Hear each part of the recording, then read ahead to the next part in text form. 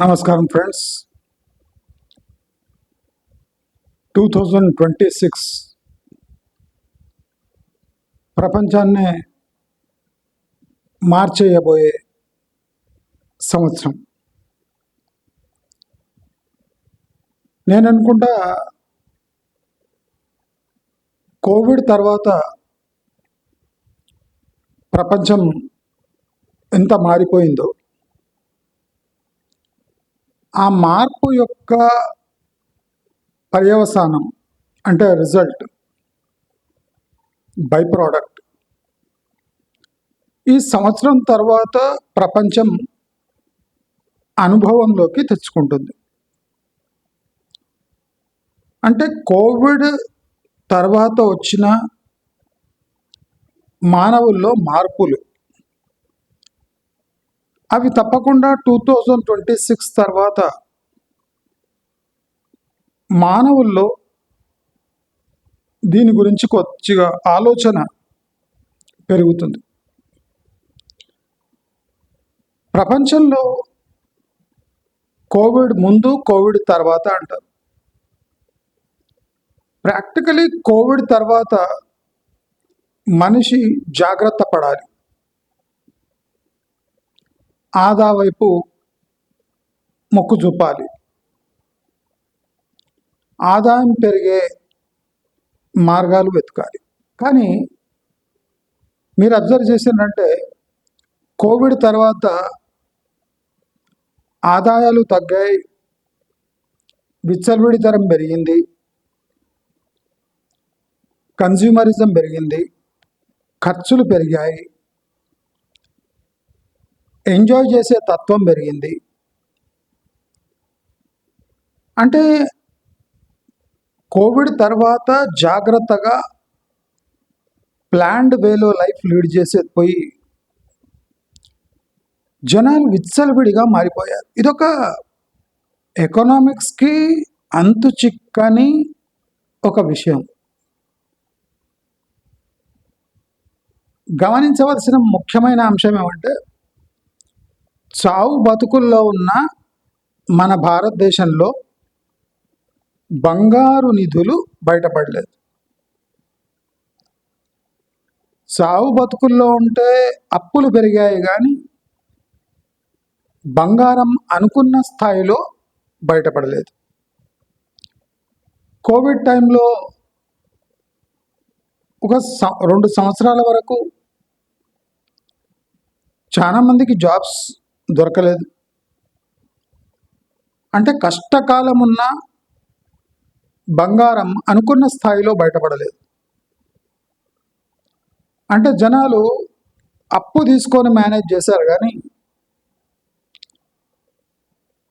అంటే తమ దగ్గరున్న గోల్డ్, సిల్వరు, ఆస్తులు అంతా అమ్మలేదు. అంటే ఇది విఘ్నత గల మనిషి యొక్క స్థితి అనుకుంటాం. కాదండి. ఇక్కడ కోవిడ్ టైంలో 24 to 36% వడ్డీ కట్టి అప్పులు తీసుకున్నారు. కానీ ఆస్తులు అమ్మలేదు, తాకట్టు పెట్టలేదు.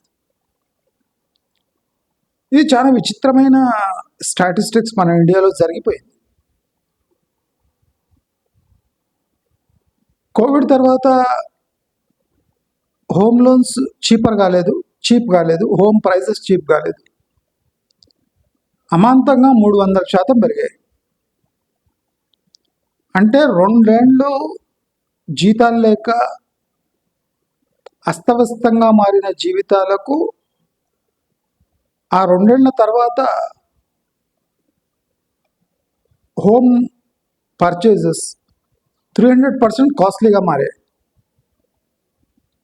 అంటే ఒక పర్సనల్ లోన్ కన్నా తీవ్రమైన రేట్లో హౌసింగ్ రేట్స్ పెరిగి కన్జంప్షన్ కూడా పెరిగినట్టు భోగట్ట. నేను ఎప్పుడు చెప్తూ ఉంటా, స్టాటిస్టిక్స్ ప్రజల్లో తప్పుగా ఫీడ్ చేస్తే దాని పర్యవసానాలు ఎంత భయంకరంగా ఉంటాయో చెప్పారు. ఒక క్రెడిట్ కార్డు కన్నా వడ్డీ కన్నా తీవ్రమైన విధంలో హోమ్ ప్రైజెస్ పెరిగాయి. వడ్డీలు అక్కడక్కడ ఉన్న 300% పెరిగిన హోమ్ ప్రైజెస్, హోమ్ లోన్స్ యొక్క ఇంట్రెస్ట్ పర్సంటేజ్ని ఒక తూచిగా మార్చేస్తాయి. అంటే పెరిగిన హౌసింగ్ ప్రైజెస్, దాని percentage of home loan interest, that is nothing అని చెప్పారు. కానీ మనం గమనిస్తే 10 లక్షలు ఎగ్జాంపుల్ చెప్తున్నా, 10 లక్షలు ఉన్న ఇంటి విలువ 30 లక్షలకు చేరింది. 10 లక్షలపై 9% చెల్లించేవాళ్ళు 30%పై 9% చెల్లిస్తున్నారు. అంటే ప్రాక్టికలీ వాళ్ళు 10 లక్షల ఇంటిపై 27% చెల్లిస్తున్నారు అని అర్థం. కానీ వాళ్ళకి సోయి లేదు, వాళ్ళు 9% అనుకుంటున్నారు. కానీ హౌసింగ్ ప్రైసెస్ 300% పెంచేశారు. ఇది ఇండస్ట్రీ ట్రెండ్ అని, డిమాండ్ సప్లై గ్యాప్ వల్ల తీవ్రమైన ఇక్కడ పెరిగాయని, హౌసింగ్ లోన్స్, హౌసింగ్ డెట్ పెరిగిందని బుకాయించారు. కానీ ఇక్కడ డిమాండ్ గ్యాప్ లేదు. మనము కోవిడ్ తర్వాత ఒక 3 సంవత్సరాల తర్వాత, 4 సంవత్సరాల తర్వాత మనం ఏం చేస్తున్నామంటే, హైదరాబాద్ లాంటి నగరంలో 100 years ఇన్వెంటరీ రెడీ అయిపోయింది. అంటే 100 ఏళ్ల దాకా ఎవ్వడు ఒక ఫ్లాట్ కట్టకుండా ఇప్పుడున్న ఫ్లాట్లు అమ్ముతూ పోతే 100 ఏళ్ల వరకు ఈ డిమాండ్ని మనం కవర్ చేయొచ్చు. ఇవి ప్రాక్టికల్ థింగ్స్. కానీ post Covid situation exactly opposite ఉంది. పేదవాడు మటిమాయం కావాలి, డబ్బున్నవాడు మధ్యతరగతికి రావాలి. కానీ పేదవాడు అంటే ఒక కోటీశ్వరుడి లైఫ్ స్టైల్ బతుకుతున్నాడు. ఫ్యూచర్ కోసం లోన్స్ తీసుకొని ప్రజెంట్లో బతుకుతున్నారు జనాలు. అంటే ఎకనామిక్స్కి మింగుడు పడని ఒక బ్రహ్మ పదార్థంగా ప్రపంచం మారిపోయింది. ఇది నిజం. అది నేను ఒప్పుకోలేను, నేను ఒప్పుకోవాలి, మీరందరూ ఒప్పుకోవాలి, నాకు ఇష్టం లేకపోయినా ఒప్పుకోవాలి. ప్రపంచం మారాక సోయిలోకి వచ్చింది. అంటే 2-3 ఏళ్ళు ఉద్యోగం లేని వ్యక్తి ఆ కరోనా టైం కాగానే, అంటే ఉద్యోగం రాగానే ఒక ₹1 కోటి ఇల్లు కొట్టడా? అంటే జనరల్ లాజిక్. అంటే పోస్ట్ కరోనా వచ్చిన హైప్ ఇది ఆర్టిఫిషియల్ అని ప్రభుత్వం కూడా ధృవీకరించలేదు. ఎందుకు ప్రభుత్వం ఇన్వాల్వ్ కాలేదు? మనం డీపర్ లాజిక్లోకి వెళదాం. ప్రభుత్వానికి 2 ఏళ్ల కరోనా దెబ్బ నుంచి తప్పించుకోవాలని అంటే ఈ కార్పొరేట్ సంస్థల్ని అడ్డగోలుగా వాళ్ళని విచ్చలవిడిగా సొసైటీపైకి విడవాలి. వాళ్ళ అబద్ధాలను అడ్డుకోవద్దు. ఒక సృష్టించబడ్డ ప్రపంచాన్ని ఒక ప్రభుత్వం అడ్డుకోలేదు. ఇది సత్యం. నేను ఎప్పుడు కొద్దిగా డీప్ లాజిక్ మాట్లాడతా. చాలా మందికి పై పూతలు కావాలి, అది మనకు చేత కాదు కనుక మనం ఇలాగే చెప్తూ ఉంటాం. అయితే కార్పొరేట్ సంస్థలు సృష్టించిన ఒక వ్యూహానికి ప్రభుత్వాలు కూడా జేజేలు పలికాయి. ఎందుకంటే ప్రభుత్వాలకు కోవిడ్ తర్వాత రెవెన్యూ కావాలి. ఆ రెవెన్యూ ప్రజల ద్వారా రావాలి. కానీ ప్రజలు దీనావస్థలో ఉన్నారు. ఈ దీనావస్థలో ఉన్న ప్రజలకు ఒక మెరుస్తున్న ప్రపంచం చూపియాలి అంటే అది కార్పొరేట్ సంస్థలే చేయగలవు. మనం గమనిస్తే పోస్ట్ కోవిడ్ చాలా చిత్రమైన థింగ్స్ జరిగాయి. కోవిడ్ పూర్తి కానొస్తుండగా హాస్పిటల్స్ చాలా వెలిసాయి because of COVID revenue. COVID revenue చాలా హాస్పిటల్స్ని మోటివేట్ చేసింది. ఇవాళ పోస్ట్ కోవిడ్ హాస్పిటల్స్ ఎక్కువ ఉన్నాయి కానీ కాంపిటీషన్ ఎక్కువైపోయింది.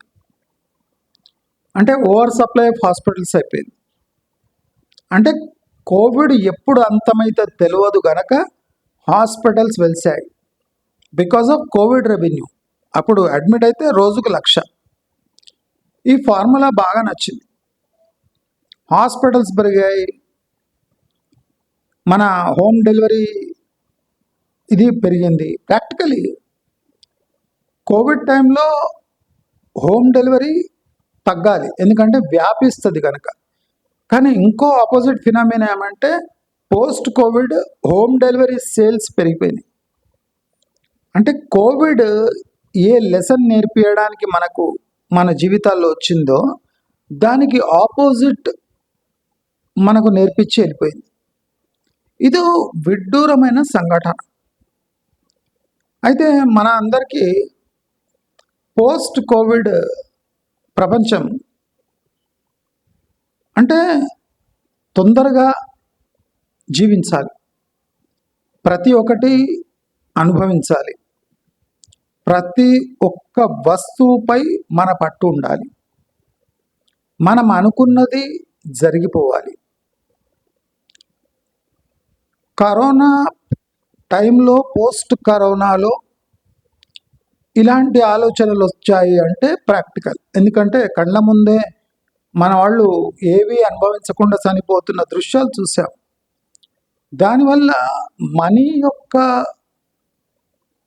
ప్రామినెన్స్ పెరిగింది, దాని వాల్యూ తగ్గిపోయింది. అంటే ఎలాగైనా ఎలాంటి డబ్బునైనా అనుభవించే తత్వం మనలో డెవలప్ అయిపోయింది. అంటే ఎలాంటి డబ్బు అయినా మన కోసం అనుభవించాలి. అది ఎంత ఇంట్రెస్ట్ అయినా పర్వాలేదు, అంటే దాని ఆ లోన్ యొక్క ప్రభావాలు మనకు అవసరం లేదు. లోన్ వస్తుందా, దాంతో మనం అనుభవించామా అనేది ఫస్ట్ ప్రయారిటీ. నేటి ప్రపంచంలో ప్రతి ఒక్కటి by now pay later, by now pay later. ప్రతి ఒక్క అంశాన్ని మనం గుర్తించి తగు చర్యలు తీసుకొని దాన్ని కంట్రోల్డ్ వేలో జీవించడం మనకు అలవాటు లేని థింగ్గా మారిపోయింది. మనం గమనిస్తే బై నౌ పే లేటర్ ఇది జనరలీ ఒక ఫైనాన్షియల్ టర్మ్. కానీ మనం ఇప్పటి టైంలో చూసుకుంటే ఇండియాలో 1,30,000 కోట్ల రూపాయల ఎడ్యుకేషన్ లోన్స్ నడుస్తున్నాయి. ఇప్పుడు 1,30,000 కోట్ల ఓన్లీ ఎడ్యుకేషన్ లోన్స్ నడుస్తున్నాయి. ఇండస్ట్రీ ఎస్టిమేట్ ఏముందంటే ప్రస్తుత తరుణంలో దాదాపు 80% లోన్స్ ప్రజలు తీర్చలేని పరిస్థితిలో ఉన్నారు. 80%. దాంట్లో ఒక 10-20% వాళ్ళకున్న ఆస్తులు అమ్ముతే కానీ ఈ ఎడ్యుకేషన్ లోన్ తీరదు. నేను నిన్ననే డిస్కస్ చేసిన ఎడ్యుకేషన్ ఎందుకు అంటే జాబ్ కోసం, దాంట్లో పెట్టుబడి ఎందుకు అంటే గ్యారంటీడ్ జాబ్ కోసం. కొన్ని పట్టాలు పొందడానికి జనాలు తహతాలాడతారు. Indian school of business, Narsee Monjee institute, ఐఐటీలు, ఐఐఎంలు, ప్రైవేట్ విద్యా సంస్థలు. అంటే డబ్బు ఖర్చు అయిపోయినా ఈ సర్టిఫికెట్ యొక్క వాల్యూ ద్వారా జాబ్స్ అందరికన్నా ముందు పొందొచ్చు అని లోన్స్ తీసుకొని బై నో పే లేటర్ లాగా నీవు ఎడ్యుకేషన్ని ఇప్పుడు కొని తర్వాత నువ్వు పే చేతూ కానీ అనే ఒక స్కీమ్ ఎడ్యుకేషన్ సెక్టర్లో కూడా బాగా ప్రామినెంట్గా కనిపిస్తుంది. దీని ప్రభావంతో కాంపిటీషన్ని తట్టుకోకూడదు అంటే ఒక మంచి డిగ్రీ కావాలి. ఆ డిగ్రీ కావాలి అంటే ఖర్చు అవుతుంది. ఆ ఖర్చుకు తగ్గ స్థాయి, అంతస్తు, డబ్బు మన దగ్గర లేదు. అయినా ఆ డిగ్రీ కావాలి అంటే లోన్ తీసుకోవాలి. ఆ లోన్ తీసుకున్నాం సరే, డిగ్రీ పూర్తి చేసాం సరే, సర్టిఫికెట్ పొందాం సరే, ఆ పొందిన సర్టిఫికేట్ తీసుకొని మార్కెట్లోకి పోతే జాబ్స్ లేవు ప్రస్తుత తరుణంలో. మరి ఈ అప్పు ఎలా తీరాలి? మనము అబ్జర్వ్ చేస్తే చేతిలో ఉన్న సెల్ ఫోన్ నుంచి సెల్ ఫోన్కు చేసే రీఛార్జ్ వరకు ప్రతిదీ మన స్థాయికి మించి మనం చేస్తున్నాం. అంటే ఎందుకు? Utility of a product. Phone ఎందుకు? కాల్ వస్తుంది, ఆన్సర్ చేయాలి, పెట్టేయాలి. ఇది basic utility of phone. Next మనకు ఇప్పుడు డేటా యూటిలైజేషన్. మనకు ఇంటర్నెట్ కనెక్షన్ అవసరమా? ఆ ఫోన్లో ఇంటర్నెట్ కనెక్షన్ ద్వారా మనం ఏం చేయగలుగుతున్నాం? దానివల్లే మన ప్రొడక్టివ్ రిజల్ట్స్ వస్తున్నాయా? జస్ట్ చిట్ చాట్ చేసి, ఓటీటీలు చూసి, యూట్యూబ్లు చూసి టైంపాస్ చేయడానికి మనము డేటా వేయించుకుంటున్నామా? అంటే 98% మంది డేటాలు వీడియోస్ చూడడానికి, సోషల్ మీడియాలో కనెక్ట్ కావడానికి. దీనివల్ల ప్రొడక్టివ్ అవుట్కమ్స్ ఏమైనా వస్తున్నాయా అంటే వస్తలేవు. అన్నీ నెగటివ్గా మారుతున్నాయి కానీ పాజిటివ్గా మారుతలేవు. అంటే ఎడ్యుకేషన్ నుంచి ఒక బేసిక్ సెల్ ఫోన్ వరకు ప్రతి ఒక్కటి మిస్యూజ్ అవుతూనే ఉంది. మనము ఒక అనుభవానికి అలవాటు పడుతున్నాం. ఫర్ ఎగ్జాంపుల్ జియో ఫ్రీ ఇచ్చింది 1 year, అందరూ కనెక్ట్ అయిపోయారు. కనెక్ట్ అయిపోయాక కొద్దిగా ఛార్జెస్ పెంచుతూ ఇప్పుడు పీక్ అంటే బాగా పెంచేశాడు, మోసం చేశాడు అనే స్థాయికి జియో వచ్చేసింది. అంటే అనుభవాన్ని వాడుకునే, అంటే ప్రపంచం వాడుకునే స్థాయికి మనం దిగజారాం. అంటే దీన్ని విడిచి ఉండలేరు అనే ఒక అనుభవం కలిగించి దాన్ని పెట్టుబడిగా మార్చి ఇప్పుడు మన దగ్గర డబ్బులు దండే కార్యక్రమం జరుగుతుంది. అంటే ప్రపంచమంతా మనం చేతికి ఎక్కడ చిక్కుతాము అనేది ఒక అంటే దౌర్భాగ్యమైన స్థితిలో వెళ్ళిపోయింది. మనం రోజు సోషల్ మీడియాలో అక్కడిక్కడ ఈ యాప్ బేస్డ్ ఫైనాన్సింగ్, ఈ యాప్ బేస్డ్ ఈ లోన్స్, అదే కాకుండా అమెజాన్, ఫ్లిప్కార్ట్లో క్రెడిట్ కార్డ్ యొక్క డిస్కౌంట్స్, ఇవన్నీ చూసి చాలామంది డిస్కౌంట్స్కి ఆశపడి, ఈజీ మనీకి ఆశపడి, అంటే మన కోరికలు తీర్చుకోవడానికి ఇదే సరైన సమయం. ఇది దాటిపోతే లైఫ్ ఎలా ఉంటుందో మనకు తెలియదు. ఇప్పుడు జరుగుతున్న ఘటనలు కూడా దీనికి ఆజ్యం పోస్తున్నాయి. ఇప్పుడు పోస్ట్ కోవిడ్ ప్రశాంతంగా ఉన్న జీవితంలో వచ్చేసింది. ఇప్పుడు ఆ పోస్ట్ కోవిడ్ విచ్చలవిడిగా అనుభవించే వాళ్ళు ఏం చెప్పామా? చూడండి, ఇప్పుడు వచ్చింది, జాబ్స్ లేవు, డబ్బులు ఉండవు, మనం జీవితాన్ని అనుభవించలేము. కనుక ఇవాళ ఉన్న డబ్బు ఇవాళ్లే అనుభవించాలి, అది ఎవరి డబ్బు అయినా పర్వాలేదు. పర్యవసానాల కోసం భయపడే జీవితాలు మనకు అవసరం లేవు. కేర్ ఫ్రీ లైఫ్ అనుభవించాలి. కానీ అలా అనుభవించగలుగుతున్నామా? మనం ఒకసారి ఆలోచించాలి. అసలు మనం తీసుకున్న అప్పు, దాని పర్యవసానాలు చాలా ఘోరంగా ఉంటాయి. ఇప్పుడు బ్యాంక్ అప్పులాగా బ్యాంకులు తీసుకున్నట్టు మీ మొబైల్ నంబరు ఒక రెఫరెన్స్ మొబైల్ నంబర్ తీసుకోండి. ఇప్పుడు మనం యాప్ ద్వారా ఒక లోన్ తీసుకుంటున్నామంటే మీ ఫోన్ వాళ్ళు ఫస్ట్ హైజాక్ చేస్తారు. దాంట్లో ఉన్న నంబర్స్ అన్నీ, కనెక్షన్స్ మొత్తం హైజాక్ చేస్తారు.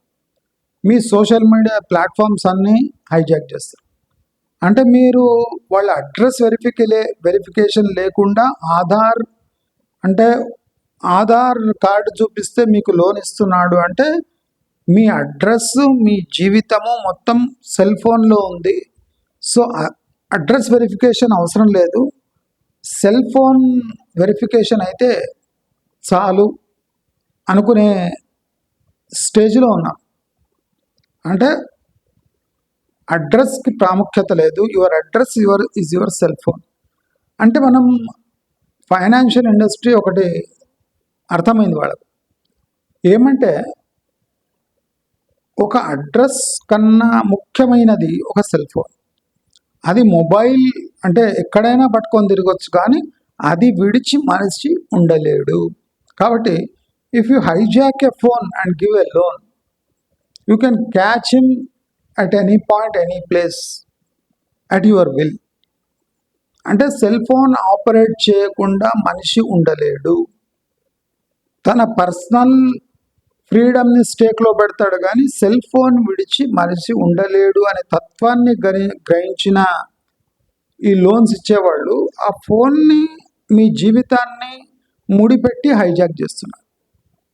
అంటే మీ లోనుకి, మీ కాంటాక్ట్స్కి ఏ సంబంధం లేకున్నా మీరు లోన్ తీసుకున్న పాపానికి మీ దగ్గర ఉన్న కాంటాక్ట్స్ అందరికీ ఫోన్ చేసి మెసేజ్లు పంపించి ప్రెషర్ బిల్డ్ చేస్తున్నారు. కాబట్టి మీరు ఒక యాప్ బేస్డ్ లోన్ తీసుకున్నారంటే మీతో పాటు మీ కనెక్షన్స్ అందరినీ దీంట్లో ఇన్వాల్వ్ చేసినట్టు అవుతుంది. అంటే people are taking so much risk to enjoy today. ఇవాళటిని అనుభవించడానికి ప్రజలు వేరే వాళ్ళ జీవితాన్ని కూడా పణంగా పెట్టడానికి సంకోచించడం లేదు. ఇది ప్రజెంట్ ట్రెండ్. అయితే మనకు బయట నేను చెప్పిన కదా, షాప్స్ ఫుల్ ఉంటున్నాయి, కమర్షియల్ ఎస్టాబ్లిష్మెంట్ ఫుల్ ఉంటున్నాయి, జ్యువెలరీ షాప్స్ ఫుల్ ఉంటున్నాయి, రెస్టారెంట్స్ ఫుల్ ఉంటున్నాయి. మరి అంటే ప్రజల్లో 70% మంది అప్పుల పాలై ఉన్నారు. ఒక ఆశ్చర్యకరమైన థింగ్ ఏమంటే అప్పుపై తీసుకున్న డబ్బును అనుభవించడానికి ఖర్చు చేయడం అనేది చాలా విచిత్రమైన థింగ్. అంటే ప్రతి ఒక్కటి మనం తీసుకున్న అప్పు ఏ సిగరెట్ తాగడానికో, మందు తాగడానికో, వ్యభిచారానికో, అంటే ఈ కేటగిరీలో చేరుతుంది మన అనుభవాలని. అంటే ఒక పెద్ద టీవీ తీసుకోవడం, లక్షల రూపాయల టీవీ తీసుకోవడం, లక్షల రూపాయల ఐఫోన్ తీసుకోవడం, అప్పుపై లక్షల అప్పులు చేయటం, మన ఆదాయాలు వేలలో ఉన్న అప్పులు లక్షలుగా మారటం, అవి తీర్చే పథకం లేకుండానే ముందుకు సాగటం, ఇలాంటివి జరుగుతూనే ఉన్నాయి. అయితే వీటన్నిటినీ మనం జయించాలి అంటే ఏం చేయాలి అంటే నేను ఒక చిన్న చిట్కా చెప్తా. ప్రపంచంలో ఒక ఇల్లు 2 ఇళ్ళు తగలబడుతున్నాయంటే ఫైర్ ఇంజన్ని పిలుస్తాం. అంటే ఒక ఫైర్ ఇంజన్ ఒక 2 ఇళ్ళని కాపాడే సామర్థ్యం ఉంటుంది. కానీ ఊరే తగలబడుతుంటే మనం చేసే ప్రయత్నం వృధా. మనకి ఏది చిక్కితే అది బయట తెచ్చుకోవాలి తప్ప ఇండ్లను రక్షించుకోలేము. అంటే ప్రపంచాన్ని రక్షించే ఫార్ములాలు, దేశ ప్రజలను రక్షించే ఫార్ములాలు లేవు. ఎందుకు లేవు అంటే ప్రతి ఒక్కరికి డబ్బున్నవాడి అనుభూతి కావాలి, ఒక కోటీశ్వరుడి అనుభూతి కావాలి, ఒక లక్షాధికారి విచ్చలవిడితనం కావాలి, ఒక కోటీశ్వరుడి వస్తుకాంక్ష. ఇప్పుడు మన దగ్గర ఎస్యూవీలు ఎందుకు కొంటున్నారు? ఎస్యూవీలు అంటే బాగా డబ్బున్నోళ్ళు కొనేది. ఇవాళ రేపు గల్లీలు చిన్నగా ఉన్నాయి, 20-30 ఫీట్ల రోడ్డుకు ఒక 4 ఎస్యూవీలు పార్క్ చేస్తే ఒక సైకిల్ పోయే ప్లేస్ ఉంటుంది. అంటే 4 ఎస్యూవీలు పార్క్ అయి ఉంటే ఇంకో ఎస్యూవీ సెంటర్లో నుంచి పోలేదు.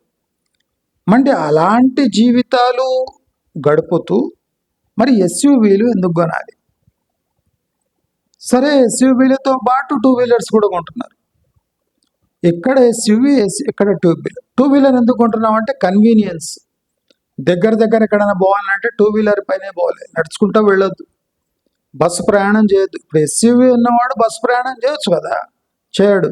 ఎస్యూవీతో పాటు కన్వీనియన్స్ కోసం ఒక 2 వీలర్ కొంటాడు, అది కూడా లోన్ మీద కొంటాడు. అంటే ప్రతి ఒక్కటి అప్పు చేసి మరీ కిరాణా షాప్కి పోవాలి, అప్పు చేసి మరీ టిఫిన్ సెంటర్కి పోవాలి.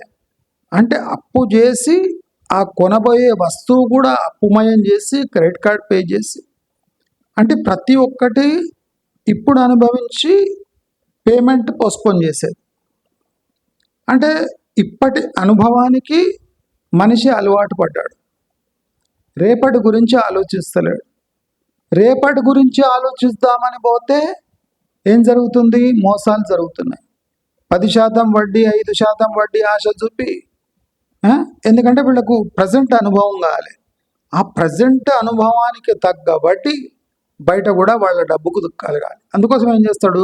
విచ్చలవిడి లైఫ్ స్టైల్కి అనుభవం అంటే దానికి సరిపోయే ఇంట్రెస్ట్ ఎర్న్ చేయడానికి పోయి ఉన్న క్యాపిటల్ కూడా మనిషి కోల్పోతూ ఉన్నాడు. ఇప్పుడు చాలా సర్వేలలో, చాలా దీంట్లలో ఏం తెలుస్తుందంటే పేరెంట్కు కిడ్కి టోటల్ డిస్కనెక్ట్ ఉంది. అంటే పేరెంట్ తన అనుభవాన్ని పిల్లలకు అందించలేకపోతున్నాడు. ఇది ఒక పెద్ద గ్యాప్ ఏర్పడింది. అయితే పేరెంట్ పిల్లవాడికి ఈ అనుభవం ఎందుకు అందించలేకపోతున్నాడు అంటే పేరెంట్ యొక్క అనుభవం ఒక బఫరింగ్ లాంటిది. మనం కంప్యూటర్లో, ఫోన్లో బఫరింగ్ అవుతుంటుంది కదా, అంటే ఆ ఇన్ఫర్మేషన్ వచ్చే టైం పడుతుంది. అంటే పేరెంట్ యొక్క అనుభవము ఒక పిల్లవాడికి ఒక బఫరింగ్తో సమానం. ఆ బఫరింగ్ కంప్లీట్ అయ్యే వరకు వెయిట్ చేసే ఓపిక పిల్లవాడికి లేదు. తల్లి తండ్రి ఏది చెప్పినా హై స్పీడ్ డేటా ఇంటర్నెట్లో ఎలా ఒక 1-2 మినిట్స్లో లైఫ్ ఎక్స్ప్లెయిన్ చేయాలనో అంత స్పీడ్గా. అంటే పేరెంట్స్ బతికింది ఒక యుగంలో, ఇప్పుడు పిల్లలు బతుకుతున్నది ఇంకో యుగంలో. సో ఆ యుగం నుంచి ఫాస్ట్ ఫార్వర్డ్ చేసి 2.5x స్పీడ్లో లేదా 3.5x స్పీడ్లో పిల్లలకు ప్రజెంట్ సిచ్యువేషన్ అర్థం చెప్పాలి. అది పేరెంట్ తరం అయితలేదు. పేరెంట్ తన ఓన్ పేస్లో పిల్లలకు తన స్వయానుభవం చెప్తున్నాడు. కానీ ఈ స్వయానుభవం ఈయనకు బఫరింగ్ లాగా అనిపిస్తుంది పిల్లగానికి.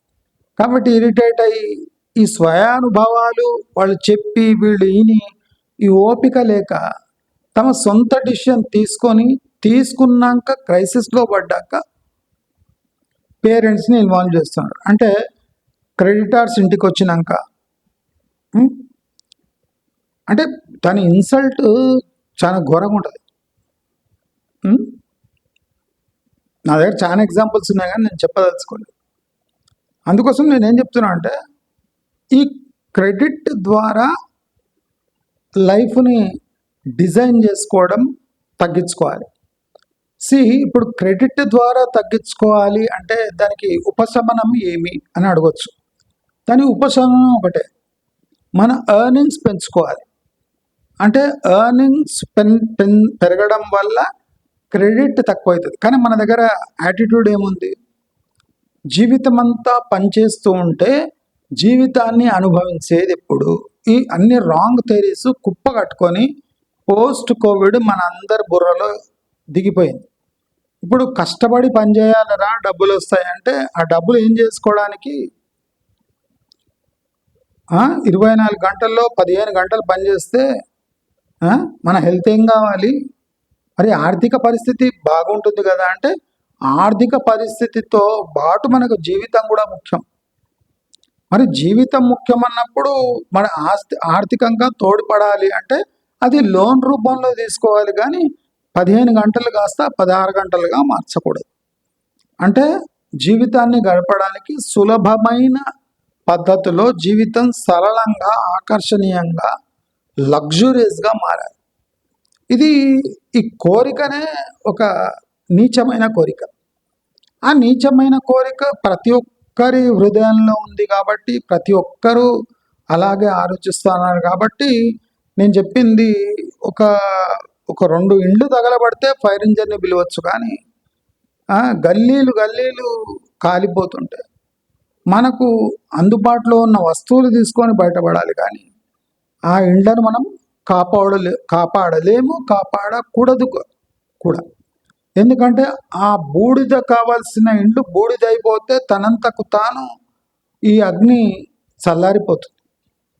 అగ్ని మనకున్నంత పిచ్చి అగ్నికి లేదు. అగ్ని ఎంత దహించగలదో అంతే దహించగలదు. అంటే అగ్నికున్న నీతి కూడా కంట్రోల్ కూడా మనకు లేవు. అది అగ్ని ఇప్పుడు ఇక్కడ ఒక ఇల్లు ఉంది, ఒక 100 200-300 అడుగుల దూరం ఒక ఇల్లు ఉంది. కానీ అగ్ని ఇక్కడ కాల్చి 100-200 అడుగులు దూరం పాకి ఆ ఇంటికి కాల్చదు. ఆ గ్యాప్ ఉంటే ఆరిపోతుంది. అంటే దాని పరిమితులు తెలుసు. కానీ అగ్ని కన్నా ప్రమాదంగా మన జీవితాలు మారాయి కనుక, మన ఇంటికి మనం నిప్పు పెట్టుకుంటున్నాం కనుక దీన్ని ఎవరు ఆపగలరు? మన కొత్త ఇల్లు కావాలి అంటే పాత ఇల్లు కాలిపోవాలి అన్నట్టు ఉంది. అంటే ప్రస్తుతం నీడ ఇచ్చే ఇల్లు మనకు అవసరం లేదు. మనకేదో పెద్ద భవంతి కావాలి. ఆ పెద్ద భవంతి కావాలి అంటే మన కళ్ళ ముందు చిన్న ఇల్లు ఉండదు. అంటే దీన్ని దహనం చేసి ఏదో పెద్ద గ్రేట్ అచీవ్మెంట్ కోసం మనం తహతాలాడుతున్నాం. కానీ స్టాటిస్టిక్స్ చాలా చిత్రంగా ఉన్నాయి. ఇప్పుడున్న స్పెండింగ్ 70% క్రెడిట్ వల్ల జరుగుతుంది. అంటే అప్పులు తీసుకొని లైఫ్ గడుపుతున్నారు. కానీ ఈ అప్పుల యొక్క ప్రభావము, దాని యొక్క అవమానము, దాని యొక్క పర్యవసానము ప్రజల్లో అంటే అనుభవంలోకి వచ్చిన ఆ అనుభవం కాస్త ఆ డబ్బులు చూడంగానే మాయమవుతుంది. అంటే ప్రతి ఒక్కడు ఆ నెట్కు ఆ ఇన్ఫ్లుయెన్స్కి గురైపోతున్నాడు. మనం సజెషన్ ఇచ్చాకన్నా ముందే ఆయన పీకల్లోతూ కష్టాల్లో ఇరుక్కుపోయి ఉంటాడు. కాబట్టి ఈ హోల్ సైకిల్ చాలా డేంజరస్గా మారింది. ఇప్పుడు ఎడ్యుకేషన్ ఫర్ ఆల్ అనే కాన్సెప్ట్ మన దేశాన్ని కొంపముస్తుంది. ఎడ్యుకేషన్ ఫర్ ఆల్ ఓకే, ఇప్పుడు ఎడ్యుకేషన్ లోన్ ఈజ్ డేంజరస్. మీరు అది విడిచిపెట్టండి. ఇప్పుడు ప్రభుత్వం స్కాలర్షిప్ ఇచ్చి వేస్ట్ అనుకుంటుంది. ఎందుకంటే స్కాలర్షిప్ ఇచ్చి వీళ్లకు చదివిపించినా అక్కడ జాబ్స్ వస్తలేవు. అంటే ఇక్కడ స్కాలర్షిప్ ఇచ్చి ఆశలు పెంచి వీళ్ళకి సర్టిఫికెట్ చేతికి ఇప్పించినా ఆ సర్టిఫికెట్ వల్ల జాబ్స్ వస్తలేవు. జాబ్స్ రాకపోతే మళ్ళీ వాళ్ళు ప్రభుత్వంపై తిరగబడుతున్నారు. మీరు స్కాలర్షిప్స్ ఇస్తే సరిపోదు, తగిన జాబ్స్ కూడా క్రియేట్ చేయండి అంటున్నారు. అయితే ప్రభుత్వం ఏమనుకుంటుంది, స్కాలర్షిప్స్ని కత్తరబెట్టి జాబ్స్, ఇప్పుడు స్కాలర్షిప్ ఇస్తున్నా వాడు జాబ్స్కు తిడుతున్నాడు ప్రభుత్వాన్ని. మరి 2 సార్లు తిట్టించుకున్నది ఎందుకు? స్కాలర్షిప్ ఇవ్వకుండా జాబ్స్ ఇస్తలేదు గవర్నమెంట్ అని డైరెక్ట్గా తిట్టించుకుందామని ప్రభుత్వాలు కూడా ఈ స్కాలర్షిప్ అనే స్కీమ్పై మళ్ళీ పునరాలోచనలో పడ్డాయి. అంటే ఒక మంచి స్కీమ్ కాస్త మన దురాగతాల వల్ల అది అనుభవంలోకి వస్తలేదు. ఇప్పుడు ప్రైవేట్ ఫైనాన్సింగ్ కూడా ఎడ్యుకేషన్ సెక్టర్లో ఎక్కువైపోయింది. ఎందుకంటే కొన్ని అంటే హైప్, ఇప్పుడు లవ్లీ యూనివర్సిటీ, అమిటీ యూనివర్సిటీ, ఇలాంటి యూనివర్సిటీల్లో పట్టపుచ్చుకోవాలంటే ప్రైవేట్ కళాశాలలు కనుక ఫీజు ఎక్కువ ఉంటుంది. ఈ ఫీజుకు ఫ్యాన్సీ ట్యాగ్ ఉంది. ఎందుకంటే ఈ ఫ్యాన్సీ సర్టిఫికెట్ పొందాలంటే లక్షలు అప్పు తీసుకొని ఆ యూనివర్సిటీకి కడితే వాళ్ళు హైప్ చేసిన ఒక సర్టిఫికెట్ మనకు అందిస్తారు.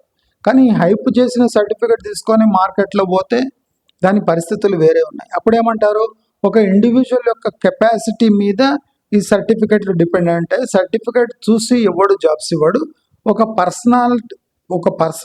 పర్సనాలిటీ తన గెయిన్ చేసిన నాలెడ్జ్ ప్లస్ సర్టిఫికెట్ పనిచేస్తుంది. అంటే అప్పు తీసుకున్నాక తత్వ బోధపడుతుంది. ఇదే కాకుండా ప్రతి ఒక్క అంశంలో మనము క్రెడిట్ కార్డ్ యూజ్ చేసి సాటర్డే సండే ఎంజాయ్ చేయటం, క్రెడిట్ కార్డ్ యూజ్ చేసి 900 రూపాయల మాంసం కొనటం. అంటే మనం ఏదైనా క్రెడిట్ కార్డుతోనే కొంటున్నాం. ఇవాళ రేపు ఒక డైరీ మిల్క్ కొన్నా మనము క్యూఆర్ కోడ్ పేమెంట్ చేస్తున్నాం. మనం కొన్ని క్రెడిట్ కార్డుతో కొంటున్నాం. అంటే అవసరం లేనివి కూడా క్రెడిట్ కార్డుతో కొంటున్నాం. కొంతమంది అసెట్స్ అంటే ప్లాట్స్ ఇవి కూడా పర్సనల్ లోన్ తీసుకొని ఒక అసెట్ని కొంటున్నారు. అసెట్ పర్సనల్ లోన్ అంత స్పీడ్గా పెరుగుతుందా అంటే పెరగదు.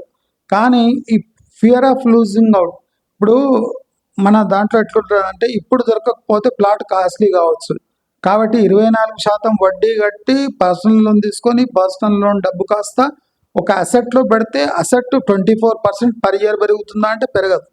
కానీ మన ఇంట్యూషన్ ఏం చెప్తుందంటే ఇప్పుడు కొనకపోతే ఆ ప్రైజెస్ డబల్ అయిపోతే మళ్ళీ క్రెడిట్ కూడా దొరకడం కష్టం కాబట్టి క్రెడిట్ కార్డుది యూజ్ చేసి అయినా ఒక అసెట్ని కొని అది మనదనిపించుకొని కొన్నేళ్ళు పెట్టుకుంటే అంటే ఈ ఇన్ఫ్లేషన్ కాస్త అది కవర్ చేస్తుంది అనే పిచ్చి నమ్మకం మన దగ్గర బాగా ప్రబలింది. కాబట్టి నేనేం చెప్తున్నా అంటే చాలామంది ఇలా చేస్తే అలా అవుతుంది, ఊళ్ళు తగలబడుతున్నాయి. ఊళ్ళు తగలబెట్టేటప్పుడు మనం సైలెంట్గా పక్కకు నిలబడి ప్రేక్షక పాత్ర పోషించాలి. నేను ఇదంతా ఎందుకు చెప్తున్నా అంటే వరల్డ్ హ్యాస్ టర్న్ అంటే కంప్లీట్లీ స్టూపిడ్. ఇప్పుడు మనము ఇన్ని వీడియోస్ ఇస్తున్నాం కానీ చేంజెస్ ఊరుకుంటారు తప్ప చేంజెస్ చాలామంది తమ లైఫ్లో తెచ్చుకోలేరు. ఎందుకంటే ఇట్స్ ఎ హార్డ్ టాస్క్. ఇప్పుడు నేను ఒక ఎగ్జాంపుల్ చెప్తాను. అంటే వాళ్ళతో సంబంధాలు సరిగా లేవు అంటే దేనికి కారణం వల్ల చెప్తాను. ఇప్పుడు మా బాబును 3 years 8th 9th 10th మీ అందరికి తెలుసు జిల్లా పరిషత్ హై స్కూల్ వేసి చదివించాను. 8, 9, 10 ఫ్రీ ఎడ్యుకేషన్. అదే మా బాబుతో పాటు నేను పేరు తీసుకోను ఒక రిలేటివ్ సంవత్సరానికి అంటే 5వ క్లాస్ నుంచి 50,000 నుంచి 10th క్లాస్ 75,000 వరకు ప్రతి సంవత్సరం కట్టి పిల్లల్ని చదివించి మా బాబు ఎంపీసీ బైపీసీ ఫస్ట్ ఇయర్ మీ అందరికీ తెలుసు 98.5 వచ్చినాయి.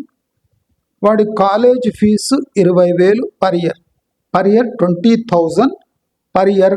అటువంటి చిన్న కాలేజీలో వేసిన అంటే అంత ఫేమస్ కాదు కాలేజ్. అటువంటి కాలేజ్లో 20,000 పర్ ఇయర్ పెట్టేసిన. అది కూడా ఎక్కువనే నేను పెట్టింది కానీ ఫస్ట్ గవర్నమెంట్ కాలేజీలో వేసి ఉంటుంది. అక్కడ లెక్చరర్స్ వద్దు సార్ మీరు ఎక్కడన్నా చిన్న ప్రైవేట్ కాలేజీలో వేసుకోండి కానీ మా దగ్గర వద్దు అంటే వాళ్ళ పర్సనల్ రిక్వెస్ట్ కారణంగా నేను ఒక కాలేజ్ ఇచ్చిన 20,000 ఫీజు. అంతా కలిపి ఇక 22, 23 ఏమైంది మొత్తం అంతా కలిపి. అయితే ఇలాంటి దాంట్లో వేస్తే 98.5 వచ్చింది. విచిత్రం చూడండి, ఆ పిల్లకు ఇంటర్మీడియట్ ఎంపీసీ అక్కడ నియర్లీ ఒక 95% వచ్చినాయి. ఆ పిల్లకు 95% అగ్రిగేట్ వచ్చినాయి. Intermediate MPC second year per year 75,000 fee. 2 yearsలో 1.5 lakh దే హావ్ స్పెంట్. అంటే ఒక ఇయర్కి 75,000 ఓన్లీ ఫీ. మళ్ళీ ఆటోలో బోరాడము జేబుల ఖర్చులు అవన్నీ వేరే. That is out of syllabus. 1 yearకి నియర్లీ 1 lakh పైనే ఆ అమ్మాయి ఖర్చు అయింది. ఎంసెట్ కోచింగ్తో పాటు ఇంటర్మీడియట్ అంటే దాదాపు 2 లక్షలు ఖర్చు అయింది 2 ఏళ్ళకు. ఇది మీకు నార్మల్ అనిపిస్తుండొచ్చు. 95% ఏమో స్కోర్ చేసింది ఇంటర్మీడియట్ ఎంపీసీలో. ఎంసెట్లో నాట్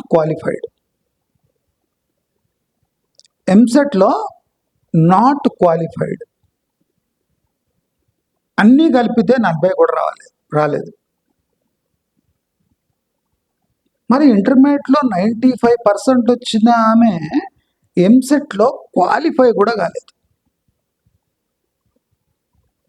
అంటే 5వ క్లాస్ నుంచి కట్టిన ఫీజు ఏంతో కట్టారు. యావరేజ్ మనం 60,000 పర్ ఇయర్ ఒక ఆమె ఖర్చు తీసుకున్న 3 లక్షల రూపాయలు 5th to 10th 3 లక్షలు. నేను ఇంకా 5th నుంచి చెప్తున్నా. యూకేజీ ఎల్కేజీ కథ వేరే, యూకేజీ టు 5th క్లాస్ కథ వేరే. నేను 5th to 10th 3 లక్షల రూపాయలు 5th to 10th. ఇంటర్మీడియట్ 2 ఇయర్లో 2 లక్షలు, 5 లక్షల ఖర్చు. ఇంటర్మీడియట్ సెకండ్ ఇయర్లో 95%, ఎంసెట్లో నాట్ క్వాలిఫైడ్. మ్యాథ్స్లో 8, కెమిస్ట్రీలో 7. అంటే నాట్ క్వాలిఫైడ్ కింద వెళ్ళిపోయింది. అంటే not even eligible to apply for engineering seat. Total 5 lakhs spent. ఇదే వ్యక్తులు నీకు చాతగాక డబ్బులు లేక మీ బాబును ఇప్పుడు జిల్లా పరిషత్లో వేశారు అని ఫుల్ ప్రచారం. 3 ఏళ్ళు నేనే కావాలని జిల్లా పరిషత్లో వేసిన. అది ప్రైవేట్ స్కూల్ కన్నా మంచి రెస్పాన్స్ వచ్చింది. పిల్లవాడు రాకపోతే నెక్స్ట్ డే ఫోన్, ఆ రోజే ఫోను, 10 o'clock ఫోన్, మీ బాబు స్కూల్కి ఎందుకు రాలేదు? జిల్లా పరిషత్ స్కూల్. ఎగ్జామ్ 10th ఎగ్జామ్ 3 నెలల ముందే ప్రిపరేషన్. ప్రతిరోజు స్నాక్స్,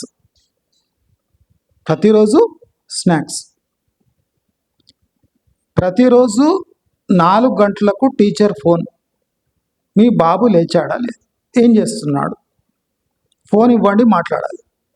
ఒక జిల్లా పరిషత్ స్కూల్ అంతా కేర్ తీసుకుంది. అంటే వీళ్ళకి తెలియదు ఎట్లా మేనేజ్ చేయాలి. వాళ్ళు అదే టైంలో ఆ 3 ఏళ్లలో దాదాపు ఒక 2.5-3 లక్షలు ఖర్చు పెట్టారు 8th to 10th. మా బాబు ఫ్రీలో చదువుకున్నాడు. అది కాకుండా మళ్ళీ ట్రిప్స్, గవర్నమెంట్ స్పాన్సర్డ్ ట్రిప్స్, వరంగల్కి ఎక్కడెక్కడెక్కడెక్కడో తీసుకుపోయినరు. ఈ సైన్స్ ఫేర్స్ అన్నీ with snacks. Evening అయ్యంగా snacks free, మధ్యాహ్నం భోజనం ఫ్రీ, దాంట్లో పౌష్టికాహారం. అది కాక డిజిటల్ క్లాస్ రూమ్స్. 3 ఏళ్ళు నేను చెప్తున్నా, నేను అసలు చెప్పొద్దు కానీ చెప్తున్నా, ఎట్లా కర్మ ఎట్లా తిప్పి కొడుతుంది అంటే, నాకు గతి లేక జిల్లా పరిషత్ స్కూల్ వేసినట్టు. నేను ఈ సన్నాసులు వీళ్ళంతా ఊర్ల నుంచి వచ్చారు, కుగ్రామాల నుంచి కూడా వచ్చి పిల్లల్ని సంవత్సరానికి ఎల్కేజీ యూకేజీ నుంచే 40-50 వేలు కట్టి 10th వచ్చేసరికి 70,000 ప్రతి సంవత్సరం. అక్కడ 10thలో సేమ్ మా బాబుకి వచ్చినంతే వచ్చినాయి. ఇంటర్మీడియట్ ఎంపీసీలో 95%, ఎంసెట్లో నాట్ క్వాలిఫైడ్. మరి నీ టోటల్ 10 years ప్రస్థానం ప్లస్ 2 years ఇంటర్మీడియట్ ప్రస్థానం కాస్త బొగ్గుపాలైనట్టే కదా. ఇప్పుడు నేను నవ్వొద్దా? నాకు ఎంత ఆనందం ఉండాలి? ఇప్పుడు నేను సాడిస్ట్గా మారొద్దా? ప్రతి ఒక్కరికి ప్రచారం, అడుక్క తినే లెవెల్కి వచ్చేసిండ్రు. 3 ఏళ్ళు జిల్లా పరిషత్లో చదివిస్తున్నారు. మెసేజ్లు నేను ఎందుకు వేసినా కావాలని. ఇప్పుడు ఇంటర్మీడియట్లో కూడా మనది 20,000 ప్లస్ ఏమో 2-3 అడ్మిషన్ అవి అని కలిపి 23,000 అయినాయి. ఎంత వచ్చినాయి? 98.3, 98.5 వచ్చినాయి బైపీసీలో. రేపు మాకు ఇష్టం ఉంటే వానికి నీటు వీటు రాపిస్తాం, లేకపోతే ఏదైనా బీఎస్సీ వేసుకుంటాడు, మైక్రోబయాలజీ ఏదైనా వేసుకుంటాడు, జెనెటిక్స్ ఏదో ఒకటి. మీరు ఈ లక్షలు ఖర్చు పెట్టిండ్రు కదా, ఒక్క దెబ్బ అంటే మీ పిల్లవాడి టాలెంట్ ఇప్పటివరకు బయటపడలేదు. ఆ పిల్ల టాలెంట్ బయటపడలేదు. యూకేజీ నుంచి మీరు దొబ్బుకుంటూ వచ్చిండ్రు. 5వ క్లాస్ రాగానే ఒక పెద్ద కార్పొరేట్ స్కూల్ వేసారు. సంవత్సరానికి 60,000-70,000 కట్టారు. ఆటో ఖర్చులు, డ్రెస్ ఖర్చులు, బుక్ ఖర్చులు, ట్రిప్పు 20,000 ట్రిప్పు. 10th క్లాస్లో 20,000 షికారు కోసం స్కూల్ తీసుకుపోతుంది 20,000. మా బాబు ఆ షికారులో అంతా ఫ్రీనే. జేబు ఖర్చులకు 100-200 పెడితే అవి కూడా తీసుకొని వచ్చాడు వాపస్, ఇంక్లూడింగ్ ఫుడ్, ఇంక్లూడింగ్ టూర్ల ఫుడ్ గవర్నమెంటే. అక్కడ కూడా కార్పొరేటర్ ఉన్నాడంటే వాడు బస్సు ఇచ్చిండు స్కూల్కి, పెట్రోల్ వేపిస్తా తిప్పుకొని రండి అన్నాడు పిల్లలు. కార్పొరేటర్ అంటే గవర్నమెంట్ స్కూల్ యొక్క అడ్వాంటేజ్ నాకు తెలిసిపోయినాయి. అద్భుతమైన ఫీడ్బ్యాక్ వాళ్ళది. టీచర్స్ కూడా అంటే టీచర్స్ కొద్దిగా లెథార్జిక్ ఉంటారు అన్నమాట, వేరే. కానీ గవర్నమెంట్ స్కూలే. అక్కడ ఉన్న పిల్లల గురించి మీకు చెప్పిన ఎట్లుంటారు, నొటోరియస్ ఉంటారు, అంత గంజాయి బ్యాచ్లే. అటువంటి స్కూల్లో చదువుకొని మా బాబు ఇప్పుడు చూడండి నీట్గా ఉన్నాడు.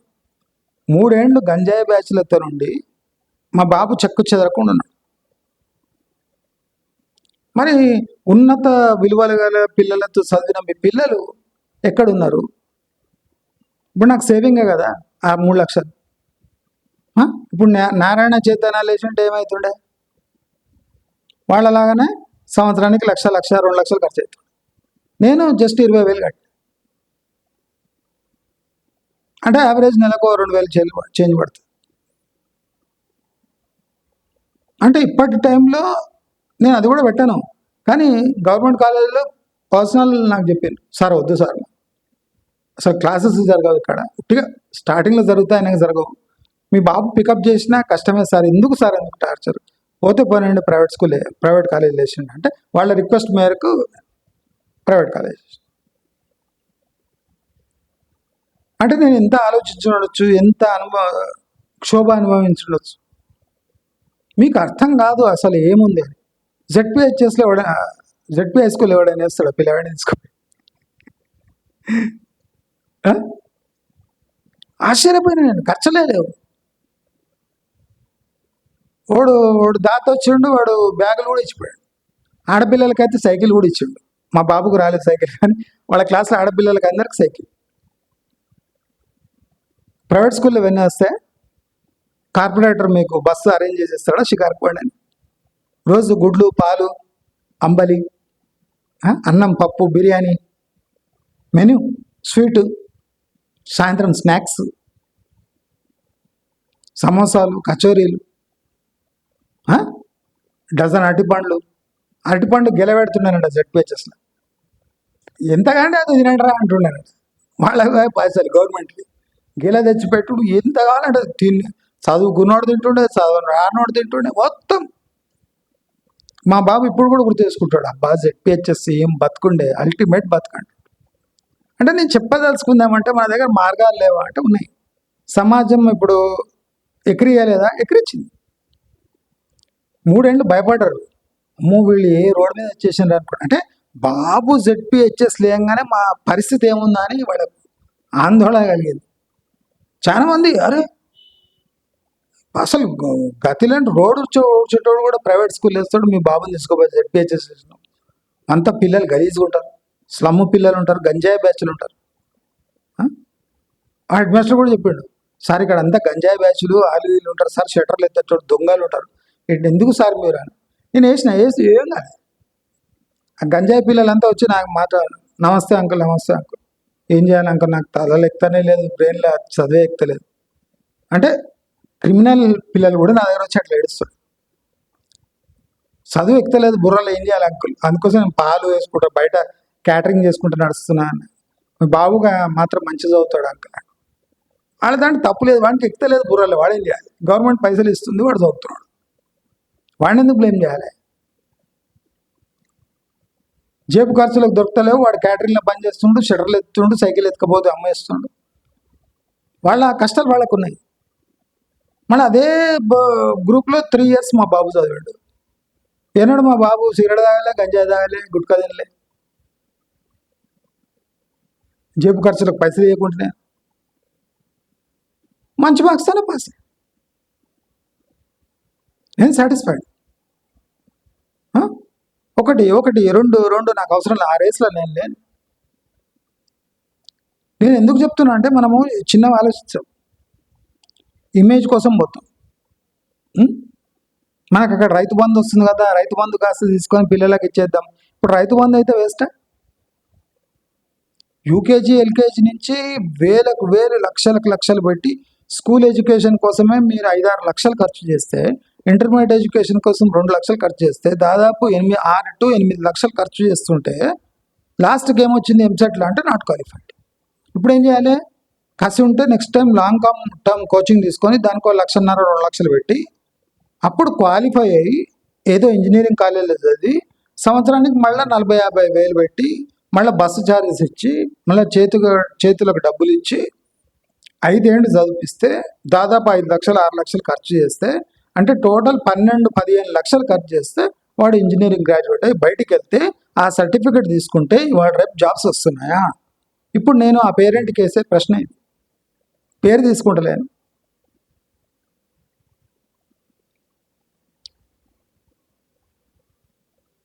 ఇవాళ ఏమైంది? 98.5 వచ్చినాయి మా బాబుకు. మా బాబు ఏం చెప్తున్నాడు? అక్కడ ఈజీ నాన్న, అది ఏం లేదు, అక్కడ ఉన్న క్వశ్చన్స్ మళ్ళీ చెప్తారు, అవే ఎగ్జామ్లు వస్తాయి, అవే రాసి వస్తే 98.5 వచ్చి. వాళ్ళు ఏం చెప్తున్నారు? మేము కార్పొరేట్ స్కూల్లో వేసినాం, సంవత్సరానికి 1,00,000 విత్ ఎంసెట్ కోచింగ్ ఇప్పించినాం, దాంతో మా బిడ్డకు 95% వచ్చినాయి, మా కొడుకు 98.5 వచ్చినాయి. మేము లక్ష పెట్టినా 95% వచ్చినాయి, ఎంసెట్లో నాట్ క్వాలిఫైడ్. అంటే కొద్ది ఓపిక పెట్టి ఆగితే మొత్తం తుస్సు అయిపోయేది. అనడం ఈజీ, కసి లోపల వీళ్ళు ఎట్లా మేనేజ్ చేస్తుండ్రు? ఫ్రీగా వీళ్ళ బాబుని ఫ్రీగా చదివిస్తున్నాడు, ఎక్కడైనా ట్రాప్ అయిపోతాడేమో, ఎక్కడైనా స్లమ్ పిల్లలతో నుండి గంజాయికి సిగరెట్ తాగుతాడేమో.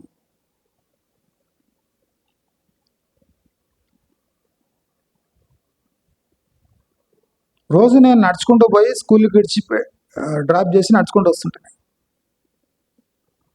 అంటే నేను ఉంటా కనుక ఏ డేంజర్ ఉండదు.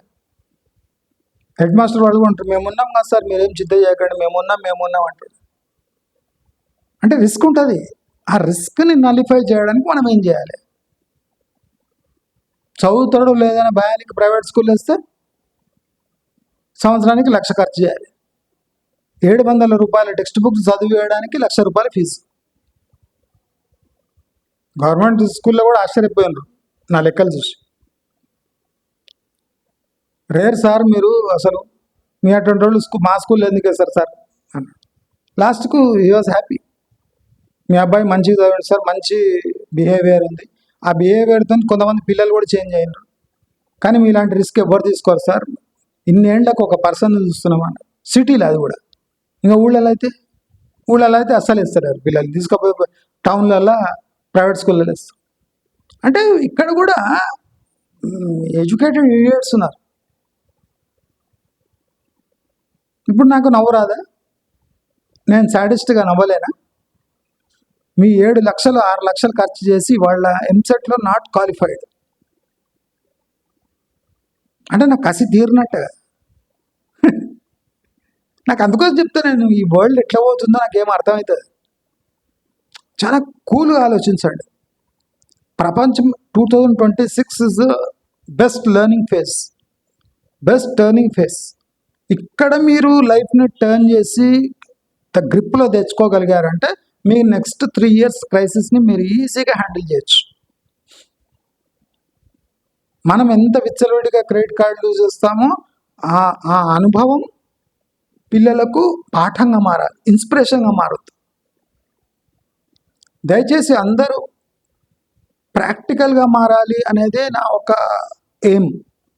ఇంత టైం ఎందుకు స్పెండ్ చేస్తున్నా అంటే ఎక్కడో ఒక చోట మీకు తాకుతుంది నా వర్డ్స్. డెఫినెట్లీ మీ జీవన శైలిలో మార్పు వస్తుంది, అది మీ మంచి కోసమే.